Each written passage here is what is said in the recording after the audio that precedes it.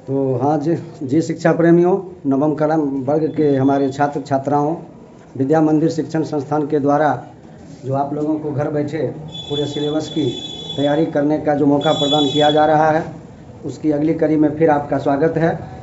आइए पिछले क्लास की बातों को आगे बढ़ाते हुए हम लोग 9th क्लास के फिजिक्स के चैप्टर नंबर 2, जिसका कि नाम है गति का वर्णन, उसके बारे में कुछ आज से हम लोग शुरुआत करने जा रहे हैं। और इसमें आपका जहाँ तक सहयोग मिले इसके बारे में ज़रूर हमें बताते रहिए। तो आइए 9th क्लास के फिजिक्स का दूसरा चैप्टर है गति का वर्णन। अब सवाल उठता है सबसे पहले, गति क्या है? मोशन, अंग्रेजी में इसे हम मोशन कहते हैं। गति क्या है? जब हम अपने चारों तरफ नज़र दौड़ाते हैं, कहीं भी रहें, घर में हो, कोचिंग में हो, बाजार में हो, तो दो प्रकार की वस्तुओं को ही हम देखते हैं। एक दौड़ रही होती है और एक अपनी जगह पर स्थिर होती है। यानी जो वस्तु समय के साथ अपना स्थान परिवर्तन नहीं करे, अपनी जगह को बनाए रखे, उसे विराम में कहते हैं। और जो वस्तु समय के साथ स्थान परिवर्तन करे, एक जगह से दूसरी जगह तक जाए, समय के साथ उसमें स्थान परिवर्तन हो रहा है, तो उसे हम गति में कहते हैं। यानी जब कोई वस्तु समय के साथ स्थान परिवर्तन करे,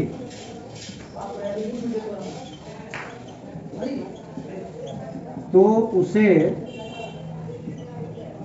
गति में कहा जाता है।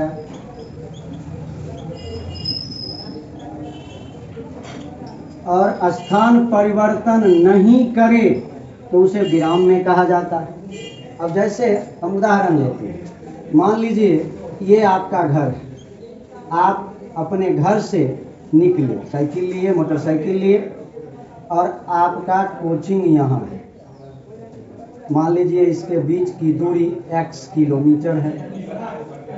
आप अपने घर से कोचिंग के लिए रवाना हुए। प्रति सेकेंड आपका स्थान परिवर्तन हो रहा है, तो आप गति में हैं। और मान लीजिए आपका कोई छोटा भाई है जो खेलता कूदता है, कोचिंग नहीं आता है, तो वो घर पे ही है। तो अब आप अपनी स्थिति से अपने भाई की स्थिति की तुलना कीजिए। आप 6 बजे मान लीजिए घर से चलते हैं, 6:30 बजे कोचिंग पहुंच जाते हैं। आप में स्थान परिवर्तन हुआ और आपका भाई उसी जगह खेलता कूदता रह गया। समय बीत गया आधा घंटा, लेकिन इसके स्थान में जब परिवर्तन नहीं हुआ, इसको क्या कहेंगे? आपका भाई विराम में है, जहाँ था वहीं है, और आपका स्थान परिवर्तित हुआ है, तो आप गति में थे तब न। हालांकि फिर कोचिंग पर आके आप अपने क्लास में बैठ गए, तो फिर आप विराम में। समय बीत रहा है और आपकी स्थिति वही बनी हुई है, जिस बेंच पर बैठे हुए हैं 9 बजे तक बैठे रहिए, कोई स्थान परिवर्तन नहीं हुआ, तो आप फिर यहाँ आकर के विराम में हैं, यहाँ भी विराम में थे। अब देखिए, अगर किसी ट्रेन से आप यात्रा कर रहे हैं, आप इस सामने सामने के सीट पर में आप बैठे हुए, दलसिंह सराय में आप चढ़े, और चाहे जितनी देर लगे, 1 घंटा लगे, आधा घंटा लगे, आप समस्तीपुर पहुंच गए। आप पहुंच गए तो आपके साथ आपके सामने में बैठा हुआ यात्री भी, वो भी समस्तीपुर पहुंच गया।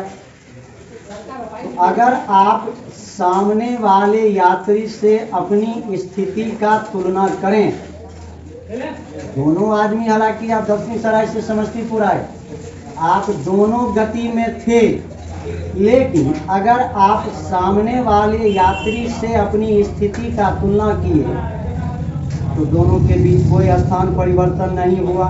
दलसिंह सराय, नाजिरगंज, उजियारपुर, समस्तीपुर, गौर से देखो, तो दोनों आदमी एक दूसरे के हमेशा सामने सामने रहे। दोनों आदमी गति में हैं, लेकिन एक दूसरे की अपेक्षा यहाँ पर कोई स्थान परिवर्तन नहीं हुआ। इसलिए आप दोनों एक दूसरे की अपेक्षा विराम में हैं।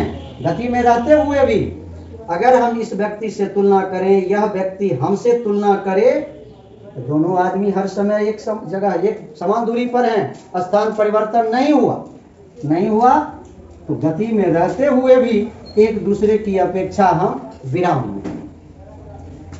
यानी आप किसी स्थान को पीछे छोड़ के आगे बढ़ते जा रहे हैं, प्रति सेकंड आपका स्थान परिवर्तित होते जा रहा है, तो आप गति में। इस तरह गति क्लियर हो गया। अब सवाल उठता है गति कितने प्रकार की। तो गति के प्रकार पर आइए। गति के प्रकार: रैखिक गति, दूसरा वृत्तीय गति, तीसरा दोलनी गति, चौथा आवर्ती गति, और पांचवा यादृच्छिक गति। ये 5 प्रकार की गतियां होती हैं। रैखिक गति: जैसे जब आप किसी सरल रेखा के अनुदिश अपनी गति बनाए रखते हैं, लगातार रेलगाड़ी की गति, हवाई जहाज की गति, आप साइकिल चलाते हैं, रोड पर एक किनारे पकड़े हुए सीधे आगे बढ़ते रहते हैं, एकदम स्ट्रेट लाइन के अनुदिश आपकी गति बनी हुई है, लगातार आप आगे बढ़ते जा रहे हैं, ऐसे ऐसे ऐसे ऐसे थोड़े चला रहे हैं, सीधा स्ट्रेट चला रहे हैं। इस तरह की गति को हम कहेंगे रैखिक गति। सरल रेखा के अनुदिश लगातार आपका स्थान परिवर्तित हो रहा है, तो उसे हम रैखिक गति कहेंगे। वृत्तीय गति: वृत्त से बना वृत्तीय, ये एक वृत्ताकार पथ है। अब आप यहां से मान लीजिए शुरू करते हैं, आप गति में हैं, आपका स्थान प्रति सेकंड बदल रहा है, लेकिन एक ही मार्ग पर आप लगातार अपने गति को बनाए हुए हैं, यानी आपका गति पथ जो है वह एक वृत्त की परिधि के अनुरूप है। जैसे आप केमिस्ट्री में पढ़े होंगे कि इलेक्ट्रॉन नाभिक के चारों ओर चक्कर लगाता है, वृत्तीय गति है। पृथ्वी या अन्य जितने भी ग्रह हैं वो सूर्य के चारों ओर चक्कर लगाते रहते हैं, वह वृत्तीय गति है। यानी वृत्त की परिधि के अनुदिश लगातार जो आप अपनी गति बनाए रखते हैं उसे वृत्तीय गति कहते हैं। अब आइए दोलनी गति। दोलनी गति, ये रैखिक गति का उदाहरण अनुदिश पथ बना सकते हैं, ये वृत्तीय गति का अनुदिश पथ है। अब दोलनी गति, झूला झूलते हैं लोग अक्सर, ये झूला झूल रहे हैं, दोलन कर रहे हैं, एक ही माध्य स्थिति के इर्द गिर्द कुछ महत्तम विस्थापन तक आ रहे हैं, जा रहे हैं, कहीं जा नहीं रहे हैं, एक ही पथ पर हम आगे पीछे, यहाँ भी तो गति है। यहाँ से शुरू किए, स्थान परिवर्तित होके यहाँ तक आए, फिर स्थान परिवर्तन हुआ, यहाँ तक आए, यानी स्थान परिवर्तन दोलनी गति में भी हो रहा है। यानी झूले की गति, दीवार घड़ी में पेंडुलम की गति, और भी उदाहरण लिया जा सकता है। इस तरह की गति को हम दोलनी गति कहते हैं, दोलन कर रहे हैं, एक ही माध्य स्थिति के आगे पीछे इर्द गिर्द हम गति को बनाए हुए हैं। इस तरह यह दोलनी गति हो गई।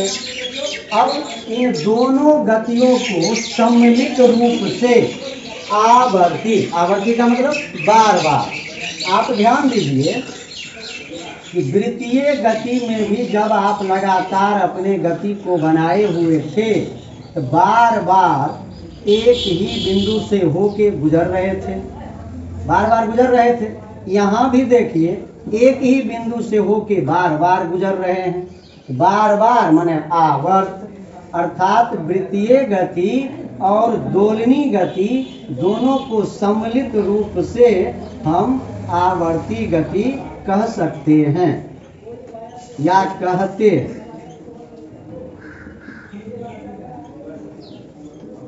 तो इन दोनों को अलग अलग नाम बताकर एक ही अगर आवर्ती गति से कहा जाए, और बाद में कह सकते हैं कि आवर्ती गति भी दो प्रकार के होते हैं, वृत्तीय गति और दोलनी गति।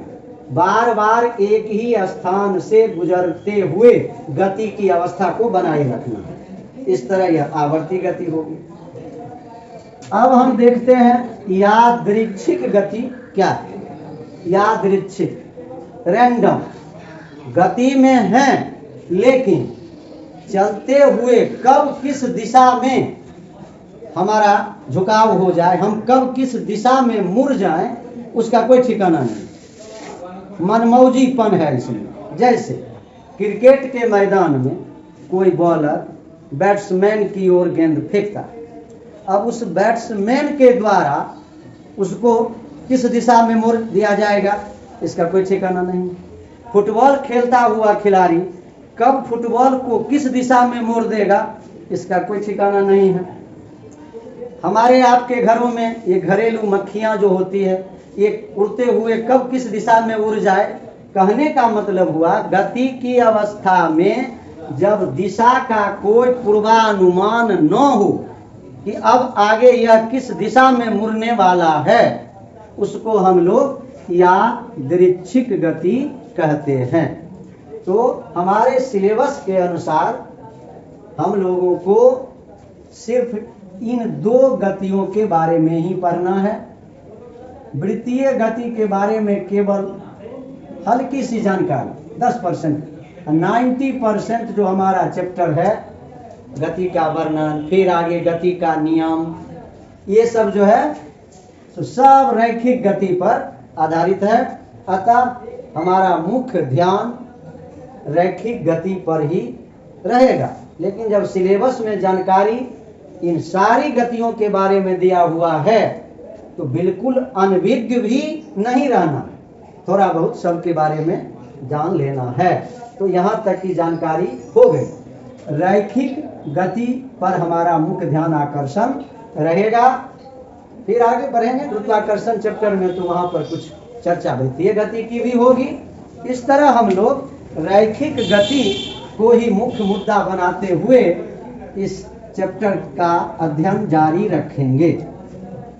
रैखिक गति को और विस्तार से समझने के लिए हमें सबसे पहले दूरी और विस्थापन को समझना पड़ेगा। दूरी और विस्थापन, जैसे कि लोग द्रव्यमान और भार को औसत प्रयोग में एक ही बात समझ लेते हैं, लेकिन ऐसी बात नहीं होती है, जो गुरुत्वाकर्षण चैप्टर में स्पष्ट होगा। अभी हमें पढ़ना है दूरी और विस्थापन, डिस्टेंस और डिस्प्लेसमेंट, दोनों का पहला लेटर डी है, इसलिए संक्षिप्त रूप में हम डिस्टेंस के लिए एस का और डिस्प्लेसमेंट के लिए डी का प्रयोग करेंगे। ये दूरी क्या है? अब मान लीजिए आप किसी काम के उद्देश्य से दलसिंहसराय से निकले, समस्तीपुर गए। दलसिंहसराय से समस्तीपुर की दूरी 25 किलोमीटर। आप फिर समस्तीपुर से वापस आ गए दलसिंहसराय, फिर 25 किलोमीटर आए आप। अगर आपसे पूछा जाए कि आपने दूरी कितनी तय की, कोई भी आदमी कह सकता है कि 25 किलोमीटर गए या 25 किलोमीटर आए, तो 50 किलोमीटर हमने दूरी तय किया। यानी रास्ते की लंबाई को दूरी कहा जाता है। ये तो दूरी आसान है समझना। अब जैसे मान लीजिए आप घर से निकले, 4 किलोमीटर गए पूर्व दिशा में, 3 किलोमीटर गए वहां से 90 डिग्री के एंगल पर उत्तर दिशा में। यदि आपसे पूछा जाए कि आपने कितनी दूरी तय की, आप कहिएगा 7 किलोमीटर। रास्ते की लंबाई है 7 किलोमीटर, इसलिए दूरी यहाँ बताना कोई कठिन कार्य नहीं है। विस्थापन में आने के बाद थोड़ा सोचना पड़ता है कि क्या दूरी और विस्थापन एक ही बात है। अगर एक ही बात रहती तो दोनों का अंग्रेजी भी एक ही होता। बता रहा है कि दोनों में पहला लेटर बराबर हो जाने से कोई राशि बराबर थोड़े हो जाती है, दोनों अलग अलग चीज। विस्थापन का हम लोग थोड़ा और पढ़ेंगे। सीधा अर्थ समझिए अपनी भाषा में, कहाँ थे, माइनस कहाँ है, बस, के बीच की लंबवत दूरी, लंबवत दूरी को विस्थापन कहते हैं। ये समझने के लिए है, यही लिख नहीं देना है। परीक्षा में अगर क्वेश्चन रहे तो कहाँ थे या कहाँ हैं समझाने के लिए। अब जैसे देखिए इस उदाहरण में, यहाँ थे 4 किलोमीटर, फिर 3 किलोमीटर चले। अब यहाँ बैठ करके हम लोग अपना कोई काम कर रहे हैं। यहाँ थे, यहाँ हैं, दोनों के बीच की लंबवत दूरी को विस्थापन कहेंगे।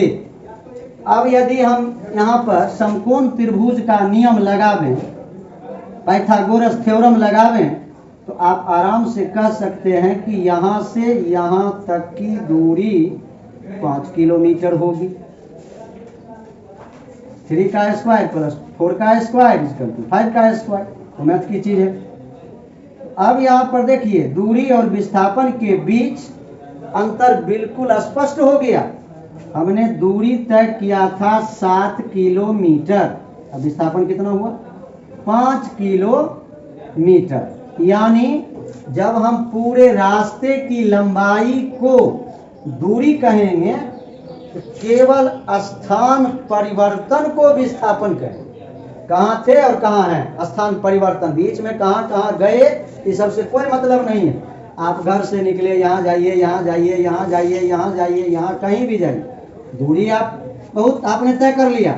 लेकिन आपसे पूछा जाए विस्थापन, तो बस यहाँ थे और यहाँ हैं, यही दूरी जो है आपका विस्थापन होगा। कहने का मतलब यदि हम इस बात को किसी संख्या रेखा पर दिखावें, मान लीजिए ये मूल बिंदु है जहां आपका घर है, 1 2 3 4 5, 1-1 किलोमीटर की दूरी पर कोई चौक है, स्टेशन है, मान लीजिए आपके घर से पीछे भी 1-1 किलोमीटर की दूरी पर नाश्ता पानी का जगह है, कोई स्कूल है, कुछ भी। अब देखिए आप यहाँ हैं, किसी कारण बस अपने घर से 2 किलोमीटर पीछे गए, कोई दवा लेने गए, नहीं मिला, आपको पता लगा कि वो ये दवा यहाँ मिलने वाली। तो आप देखिए घर से निकले तो 2 किलोमीटर पीछे गए, दवा नहीं मिली, पता लगा कि आपके घर से 5 किलोमीटर या 4 किलोमीटर आगे जाने पर जो दुकान मिलती है वहां पर ये दवा उपलब्ध है। तो आपने क्या किया, 2 किलोमीटर पहले घर से निकले थे, फिर ये 2 किलोमीटर, यहाँ से यहाँ 4 किलोमीटर, तो आपने कुल दूरी कितनी तय की, 2 2 4 4 8 किलोमीटर। लेकिन विस्थापन पूछा जाए तो ये हमारा घर है, यहाँ थे और अभी यहाँ पर हैं, बस 4 किलोमीटर ही विस्थापन हुआ। यदि दवा लेकर के आप घर चले आए, अब यहाँ बैठ के आराम कर रहे हैं, दवा खा के सो गए, तो क्या हुआ, फिर दूरी आपकी बढ़ गई, 2 2 4 4 8 4 12 किलोमीटर की दूरी आपने तय किया। अब विस्थापन 0, घर पर थे, घर पर हैं, जहां थे वहां है, पोजीशन वही है, 0 0 माइनस 0 0, यानी कि विस्थापन हो गया 0। इस तरह से दूरी और विस्थापन के बीच अंतर सोचना चाहिए। रास्ते की लंबाई को दूरी कहते हैं, स्थान परिवर्तन को विस्थापन कहते हैं। एक छोटा सा और उदाहरण, यदि आप किसी वृत्ताकार पथ पर गति कर रहे हैं, ये इसका डायमीटर है, ए बी रेडियस आर है, सेंटर ओ है, आप यहाँ से चले, एक चक्कर लगा के आप यहाँ पहुँच गए, आप जहाँ थे वहाँ पहुँच गए, विस्थापन हो गया 0, लेकिन दूरी जो इसकी परिधि होगी परिधि के बराबर, यानी 2 पाई आर, दूरी हुई 2 पाई आर, अब विस्थापन 0। अगर हम आधा चक्कर लगा दें, यहाँ से यहाँ तक ही आके रुक जाएं, तो दूरी तो हमने तय किया ही हाफ पेरीमीटर, हाफ पेरीमीटर यानी पाई आर, लेकिन डिस्प्लेसमेंट यानी विस्थापन जो होगा, यहाँ थे यहाँ हैं, हटाइए ये सब कुछ नहीं है, हो गया। दूरी समझ गए पाई आर, और डिस्प्लेसमेंट विस्थापन आर प्लस आर यानी 2r। इस तरह से दूरी और विस्थापन के बीच अंतर समझना चाहिए। दोनों बराबर भी हो सकता है, बराबर नहीं भी हो सकता है। विस्थापन का मान दूरी के मान से कभी अधिक नहीं होगा, बराबर होगा या कम ही होगा। शेष और विशेष जानकारी इसके बारे में अगले क्लास में दी जाएगी। अगर आपको हम अच्छी तरह से मदद कर पा रहे हैं तो ज़रूर इसे लाइक कीजिए और अपने दोस्तों के साथ शेयर कीजिए। धन्यवाद।